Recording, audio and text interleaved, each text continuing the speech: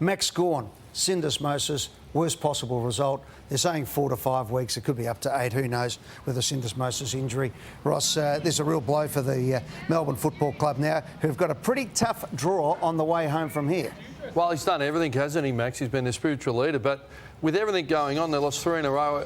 I had a look at their draw for the remaining 9 weeks, and they have 8 incredibly challenging opponents. And Carlton and Collingwood could easily sit on top of the ladder.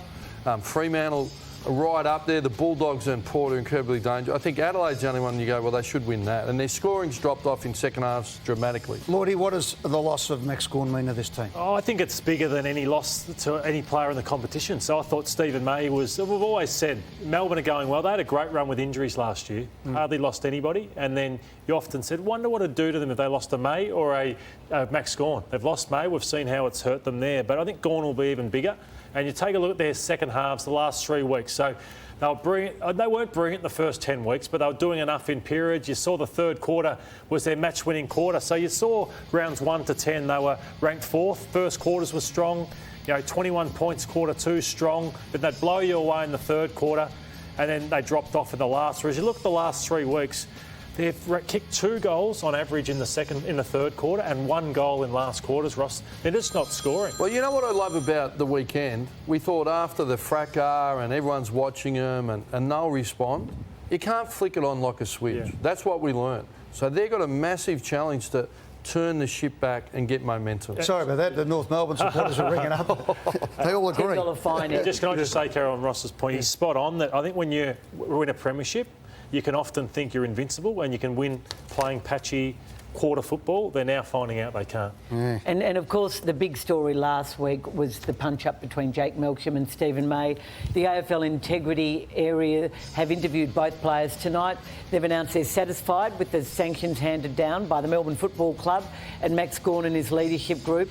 I remain highly disappointed that Jake Melksham can punch a bloke and floor him and injure his hand so badly that he's had 2 operations and infections, etc. What has emerged in these interviews, and both players were interviewed at length, Ross, by the integrity bosses at the AFL, is that Steven May has gone in a huge way to bat for Jake Melksham and has fessed up just how badly he is, how he behaves when he drinks, how he was uncontrollable that night, and when it did spill outside, my understanding is, Matthew, that I think their 3 players were trying to hold Steven May back and were unable to do that as he went for Jake Melksham, whose punch the AFL is not happy about, but they're satisfied was in self-defence.